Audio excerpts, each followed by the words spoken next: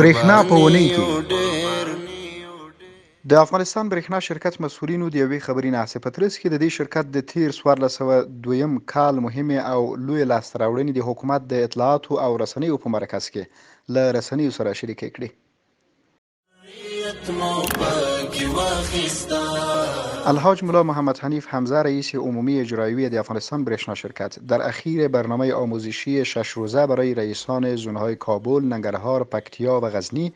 و همچنین ریاست حوزه تولید و ریاست ساختمانی امور برق و نیز معاونین تجارتی، مالی و اداری در مورد بهبود روند برق رسانی و ارائه خدمات بهتر به مشترکین هدایات لازم ارائه نمود.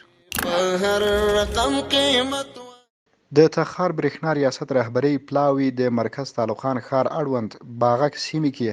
د صابون جوړولو یوې فابریکې ته د برېښنا ورکولو پرانیسته وکړه.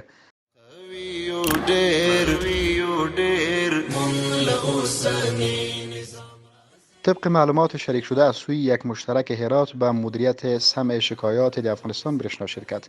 یک عارضه شارتی در ولسوالی جبرائیل ولایت هرات رفع گردیده و از بروز یک حادثه بزرگ تکنیکی جلوگیری شد.